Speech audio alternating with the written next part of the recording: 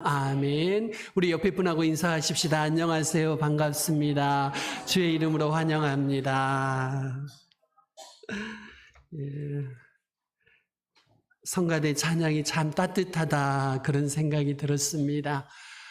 성탄절에 여러분 마음속에 작은 불꽃 하나가 살아나서 여러분의 마음이 따뜻해지기를 주의 이름으로 축원드립니다.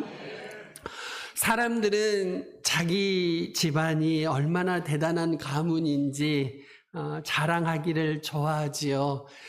그래서 좋은 집안 출신들은 주변으로부터 찬사를 받고 또 부러움을 받기도 합니다. 그런데 우리 주님은요, 사람들이 기대하는 것과는 완전히 다른 모습으로 우리에게 다가오셨습니다. 로마 황제 아우구스투스의 명령으로 유대인들은 모두 다 호적을 하기 위해서 고향으로 돌아가야 했습니다. 바로 그 혼란스러운 시기에 만왕의 왕이신 예수님이 가장 낮은 모습으로 이 땅에 오셨지요.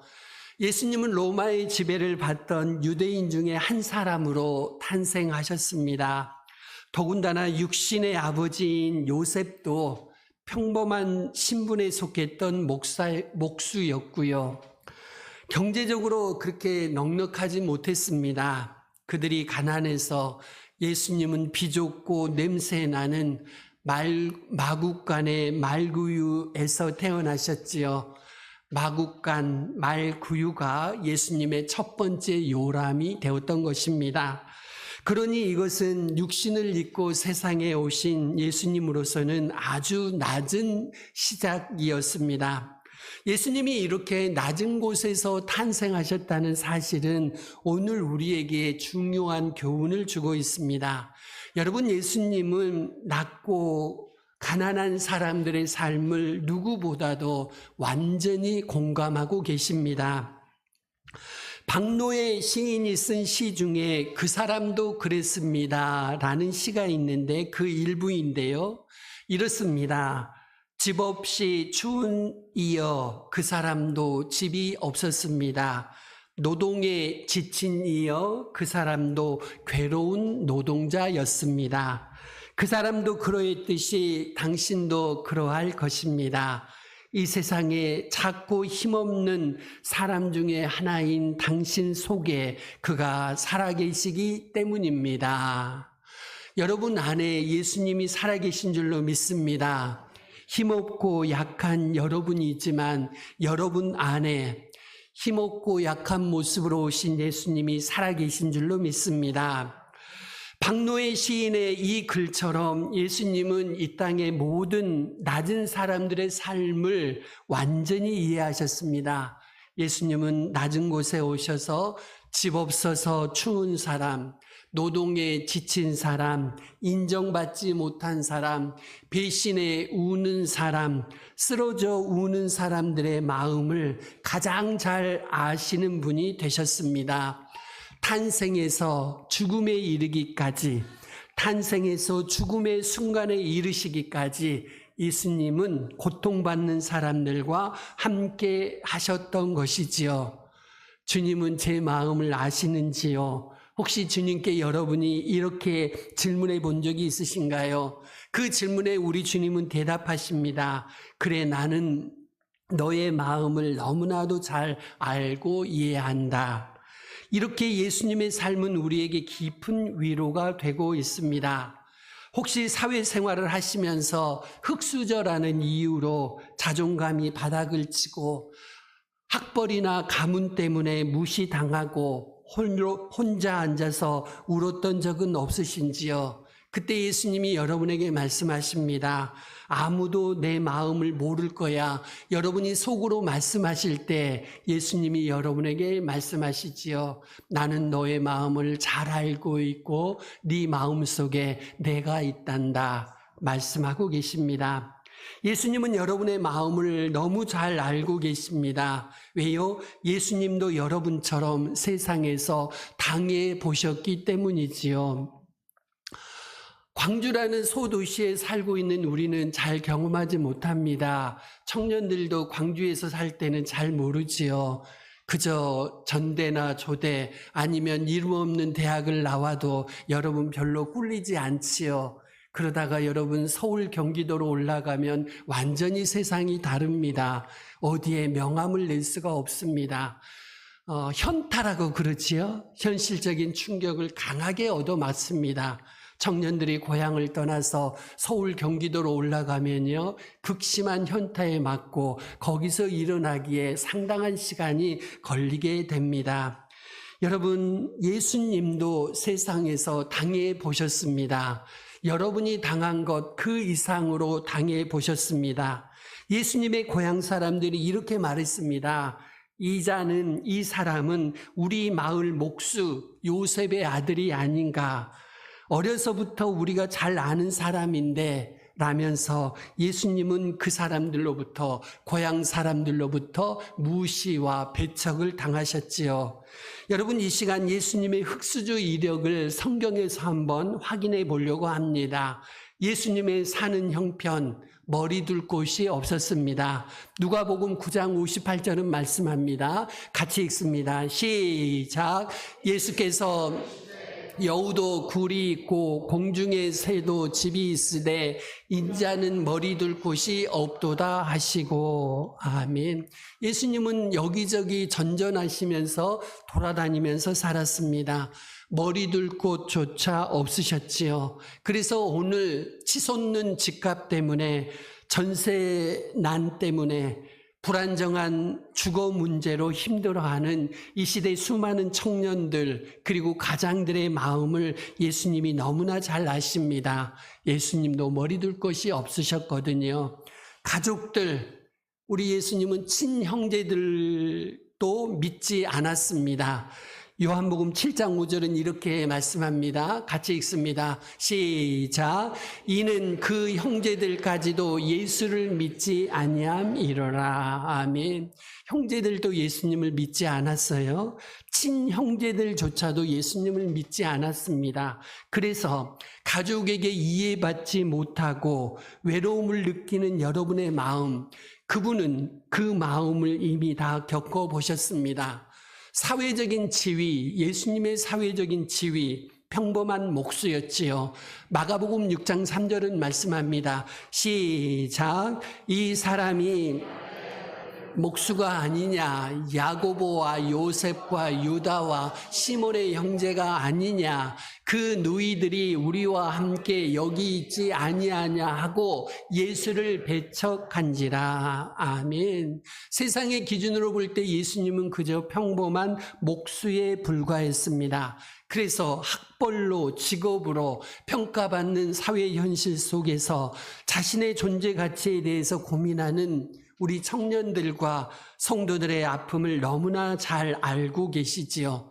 예수님의 교육 배경, 예수님은 얼마나 잘 배우셨을까요? 정규 교육 과정을 받지 못하셨습니다. 요한복음 7장 15절은 말씀합니다. 시작. 유대인들이 이 사람은 배우지 아니하였거늘 어떻게 그를 아느냐 하니. 아멘. 예수님은 배우지 못하셨습니다. 정규 교육기관에서 가르침을 받은 적이 전혀 없으셨던 거지요. 네 어느 대학 나왔어? 어디서 배웠어? 이런 질문에 기죽는 이 시대의 사람들이 있지요. 그런데 여러분, 예수님 역시도 세상에서 교육받지 못한 것 때문에 편견과 무시를 겪어야 하셨습니다. 예수님의 인맥은 어땠을까요? 세리, 창녀, 병자들과 어울리셨습니다. 마태복음 11장 19절은 말씀합니다. 같이 읽습니다. 시작. 인자는 와서 먹고 마심에 말하기를 보라, 먹기를 탐하고 포도주를 즐기는 사람이요 세리와 죄인의 친구로다 하니 지혜는 그 행한 일로 인하여 옳다함을 얻느니라. 아멘. 여러분, 예수님이요 포도주를 즐기는 사람으로 그렇게 평가를 받으셨고요, 누구와 친구를 맺었습니까? 세리, 창녀, 병자들과 친구를 맺으셨습니다. 사람들이 손가락질하고 멀리했던 세리, 창녀, 병자들과 어울리셨던 거지요. 그래서 오늘날도 그런 사람들과 어울리는 사람들의 마음을 잘 이해하십니다. 다른 사람들과는 다른 길을 걷는 사람들, 소외된 사람들과 함께하면서 비난받는 사람들의 외로움을 예수님은 누구보다도 잘 공감하고 계십니다.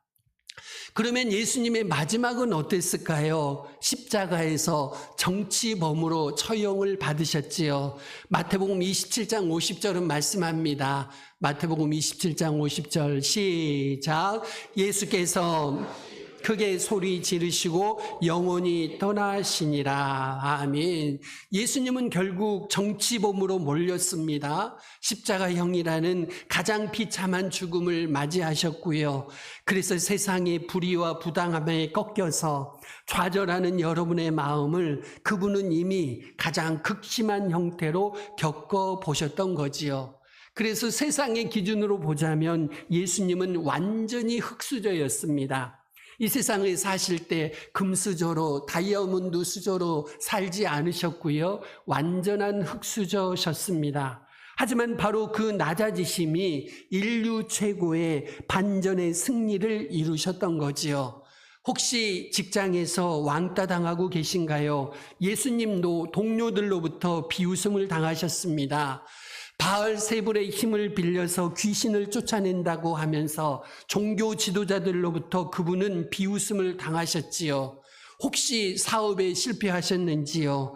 예수님도 3년간 혼신의 힘을 다해 키웠던 제자들이 예수님의 마지막 순간에 모두 도망치고 말았습니다. 제자들이 가장 필요했던 순간 그 제자들은 예수님을 모두 떠났던 거지요. 사업에 실패하셨습니다. 혹시 가족에게 상처받은 일이 있으신지요? 예수님의 가족들은 예수님이 미쳤다는 소문을 듣고서 예수님을 잡아가려고 달려왔습니다. 가족들에게 상처를 받으셨던 거지요. 혹시 건강이 안 좋아서 고통스러운 분 계신가요?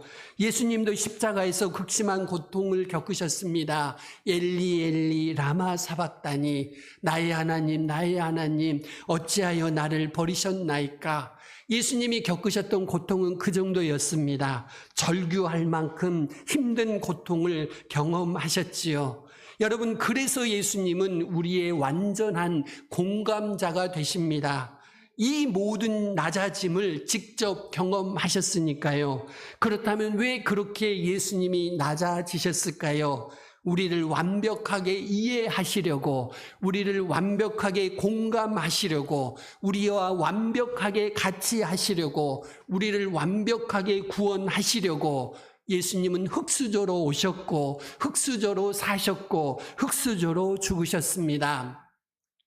여러분, 수술을 받을 때 같은 병으로 같은 수술을 받아본 의사가 있다면 그 의사에게 더 믿음이 가지 않겠습니까? 왜 그럴까요? 그 사람은 직접 당해봤으니까요. 여러분, 예수님이 바로 그런 분이십니다.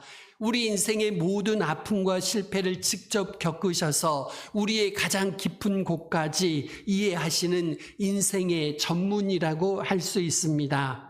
그러니 지금 여러분이 겪는 그 어떤 고통도 예수님께는 낯선 것이 아닙니다. 그분은 여러분의 마음을 오늘도 이 시간도 가장 완벽하게 이해하고 계시지요. 예수님이 그렇게 모든 낮아짐으로 우리의 아픔과 마음을 완벽하게 이해하고 공감하실 뿐만 아니라 낮아지셔서 여러분을 기쁘게 섬기고 계십니다.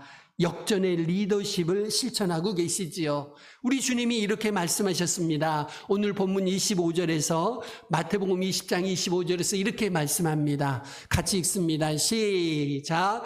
예수께서 이방인의 집권자들이 그들을 임의로 주관하고 그 고관들이 그들에게 권세를 부리는 줄을 너희가 알거니와. 아멘. 세상에서는 권력을 쫓아 위로 올라갈수록 섬겨야 할 사람들이 줄어들지요. 결국 최고의 자리에 서게 되면 모든 사람들에게 섬김을 받게 됩니다. 어느 집사님에게 들었습니다. 왜 그렇게 국회의원이 되고 싶어서 안달을 하는지 들어보니까요, 운전수도 나온답니다. 비서도 나온답니다. 또 자동차도 나온다고 하지요. 기차 뭐 이런 거 탈 때 공짜라고 합니다. 가는 곳마다 사람들이 머리를 숙이고 장관들도 자기 앞에 와서 부탁을 한다고 하지요.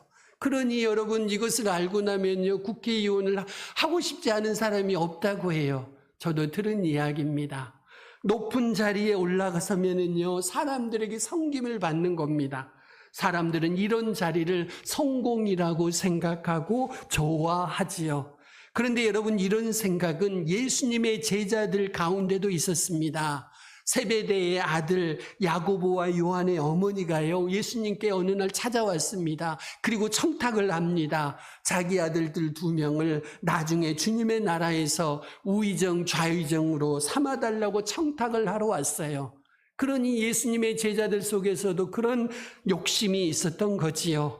이 이야기를 듣고 다른 제자들이 어떻겠습니까? 다 화가 났습니다. 왜 화가 났어요? 자기들도 그런 생각을 하고 있으니까요. 그들 역시도 누가 더 높은 자리를 차지할 것인가 경쟁하고 있었던 상황이었으니까요. 주님 나라의 질서를 얼마나 잘못 이해하고 있었는지 그저 놀라울 따름입니다.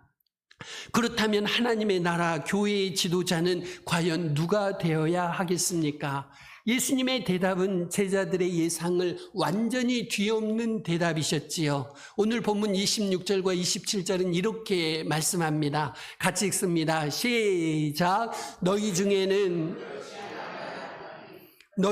누구든지 크고자 하는 자는 섬기는 자가 되고, 너희 중에 누구든지 으뜸이 되고자 하는 자는 너희의 종이 되어야 하리라. 아멘.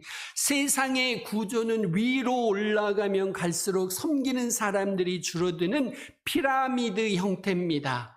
그런데 하나님 나라의 구조는 그렇지 않습니다. 지도자가 될수록 더 낮은 곳으로 내려가야 합니다. 섬겨야 하는 사람들이 더 많아지는 겁니다. 역피라미드 형태입니다. 예수님은 이 세상 그 누구보다도 가장 낮은 자리에서 섬기셨지요. 가장 낮은 곳에 예수님이 계십니다. 여러분, 어디를 가든지 생각해 보십시오. 오늘 예수님이 어디에 계실까? 둘러보시면 가장 낮은 자리가 있을 겁니다. 바로 그 자리에 예수님이 계십니다. 교회도 그렇습니다. 교회 안에 예수님이 어디 계실까 찾아보십시오. 높은 자리에 계시지 않습니다. 가장 낮은 자리에 계십니다. 여러분의 가정에서 예수님은 어디에 계실까요? 높은 자리에 계시지 않습니다. 여러분 가정에서 가장 낮은 그 자리에 예수님이 계십니다. 이 사실을 잊어서는 안 되지요. 그렇다면 섬김이란 그저 자신의 의지를 버리고 말하는 대로 예 하는 그런 자세일까요? 결코 그렇지는 않습니다. 섬김의 참된 모델은 바로 예수님이라고 할 수 있겠지요. 빌립보서 2장 5절은 예수님께서 섬김이 도대체 무엇인지 분명히 말씀해 주고 계시는데 제가 한번 읽어드리겠습니다. 너희 안에 이 마음을 품으라. 곧 그리스도 예수의 마음이니 그는 근본 하나님의 본체시나 하나님과 동등됨을 취할 것으로 여기지 아니하시고 오히려 자기를 비워 종의 형태를 가져 사람들과 같이 되었고 사람의 모양으로 나타나 자기를 낮추시고 죽기까지 복종하셨으니 곧 십자가에 죽으심이라. 예수님의 섬김은 2가지로 우리의 모델이 되시는데요. 먼저 사랑과 희생으로 섬기셨습니다. 여러분이 누군가를 섬기신다고 한다면 사랑과 희생으로 섬기시기를 바랍니다. 그저 말로만, 그저 감정으로만 이렇게 섬기는 게 아니고 구체적인 사랑으로, 구체적인 희생으로 섬기시기를 바랍니다. 예수님이 십자가에 죽으시면서 섬기신 겁니다요. 그 섬김을 우리에게 본으로 보여주고 계시지요. 만왕의 왕이신 예수님은 피조물에 불과한 우리를 사랑하시고 구원하시기 위해서 인간의 모습으로 오셨고 심지어 목숨까지 주셨습니다. 그분의 섬김은 목숨을 내놓는 섬김이었습니다. 자신의 피조물인 제자들의 발을 직접 씻어주시고 철저하게 겸손을 보여주셨습니다. 단순히 종처럼 복종하는 것이 아니고요, 사랑과 겸손, 희생으로 다른 사람을 돕는 것이었습니다. 다음으로 예수님의 섬김은 하나님의 뜻을 성취하시는 섬김이었습니다. 그저 섬김을 위한 섬김이 아니었고요, 죄인된 우리들을 구원하려는 하나님의 뜻을 이루기 위한 섬김이었습니다. 자신의 의지를 완전히 버린 것이 아니고 사랑과 희생의 자세로 하나님의 뜻을 완성하셨지요. 이렇게 섬김을 우리에게 보여주셨습니다. 그런데 사실 우리 모두 섬기는 것이 참 어렵지요. 섬기는 것 하기 싫습니다. 왜 그럴까요? 왜 우리는 섬김이 어색할까요? 먼저 섬김이 우리 인간의 본성에 거스르기 때문입니다. 우리는 본능적으로 다른 사람 위에 있고 싶습니다. 다른 사람 위에 군림하고 싶지요. 섬기기보다는 섬김을 받고 싶어 합니다. 이것이 우리의 본성 아니겠습니까? 좋은 대학 가고 싶고 성공하기 위해 우리가 몸부림치는 것도 우리 마음속 깊숙이에 대우받고 싶은 마음이 있기 때문 아니겠습니까?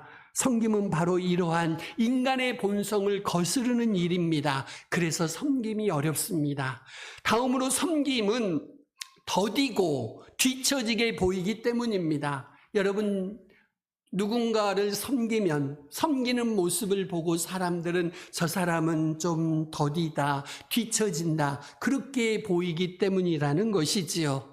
여러분, 정상에 올라가서 권력을 휘두르는 일이 일을 빠르게 처리하는 것처럼 보이지요. 그런데 낮은 자리에서 다른 사람을 섬기는 것은 어떻습니까? 그것으로 선한 영향력을 행사하기까지는 오랜 인내가 필요하고 시간이 필요합니다.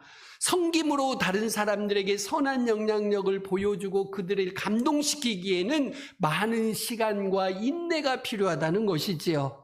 우리 주님도 자신의 목숨을 주셨고 오늘까지도 오래 참으시면서 하나님의 뜻을 이루어가고 계시잖아요. 오래 걸리는 겁니다. 섬김은요, 오래 걸립니다. 한 번 하고 끝나는 게 아니고 오래 걸립니다. 예수님의 섬김은 십자가의 죽으심으로 끝나는 게 아니고 오늘까지도 계속되고 있지 않습니까요? 이런 기나긴 과정 때문에 우리는 섬김을 싫어합니다. 섬김이 때로는 우리를 지치게 만드니까요. 그런데도 성경은 우리에게 섬기라고 말씀하고 예수님도 우리에게 섬기라고 말씀합니다. 왜 우리는 예수님의 명령에 순종해야 할까요? 첫 번째, 당연히 섬김이 주님의 명령이기 때문이지요. 우리가 섬겨야 할 가장 중요한 이유가 여기에 있습니다. 바로 섬김이야말로 주님의 명령이기 때문이고 우리는 그분의 명령을 듣는 주님의 백성이기 때문이지요. 마땅히 그분의 명령에 순종해야 합니다. 다음으로 섬김으로 우리는 사랑을 실천하기 때문입니다. 어떻게 사랑을 실천할 수 있겠습니까? 말로만, 마음으로만 사랑을 실천할 수는 없지요. 섬김으로 사랑을 실천할 수 있습니다.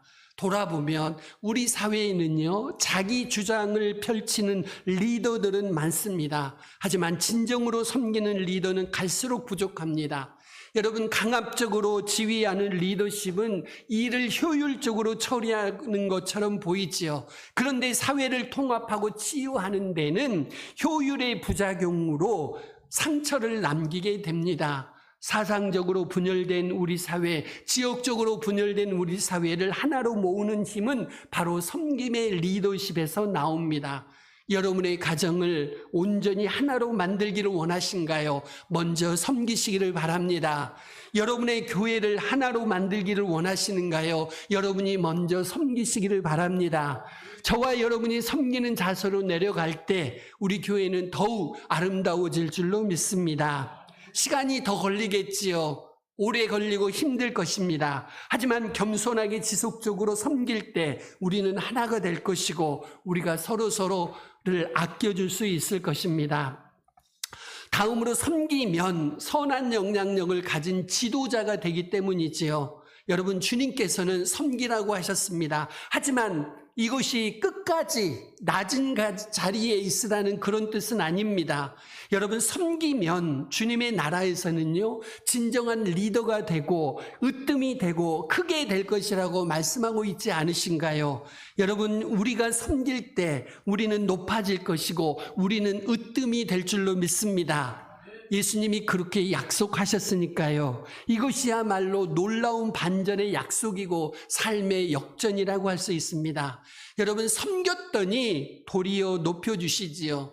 낮은 자리에 있었더니 도리어 높은 자리로 올려주십니다. 미국의 초대 대통령은 조지 워싱턴인데요. 주변에서 왕이 되라는 제안을 했지만 왕의 자리는 거부했습니다. 그리고 낮은 자리로 내려가서 국민을 섬겼지요. 오늘날 이 워싱턴 대통령은 미국의 국부로서 추앙을 받고 있습니다. 미국의 역대 대통령 중에 가장 존경을 받는 대통령이 초대 대통령 조지 워싱턴이라고 합니다. 그 이유는 다른 데 있지 않습니다. 대통령직을 수행하는 그의 자세입니다. 섬기는 대통령이었기 때문이지요. 우리가 섬기려고 힘쓸 때 우리가 있는 모든 공동체는 더 좋은 공동체로 바뀔 것이고 우리 주님이 우리를 통해 높임을 받으실 줄로 믿습니다. 그러면서 우리는 주님을 더욱 닮아가게 되지요. 우리 시간 같이 기도하며 결단하시겠습니다. 주님의 오심을 기다리는 대강절입니다. 주님은 흙수저로 오셨고 흙수저로 사셨고 흙수저로 죽으셨습니다. 그래서 흙수저로 태어나 살고 있는 나의 상황과 아픔을 온전히 이해하시고 위로하고 계십니다. 그러므로 주님, 오늘도 오시는 주님, 흙수저인 내 마음, 가정, 교회가 오늘도 오시는 주님을 만나서 이해받고 위로받고 새 힘을 얻게 하옵소서. 주님이 흙수저로 사시며 섬기셨듯이 나도 흙수저일지라도 섬기게 하옵소서. 내 본성을 거스르더라도 더디게 보이고 뒤처져 보일지라도 주님의 명령에 순종해서 내가 사랑으로 섬기며 진정한 리더가 되게 하옵소서. 우리 같이 기도하며 결단하시겠습니다.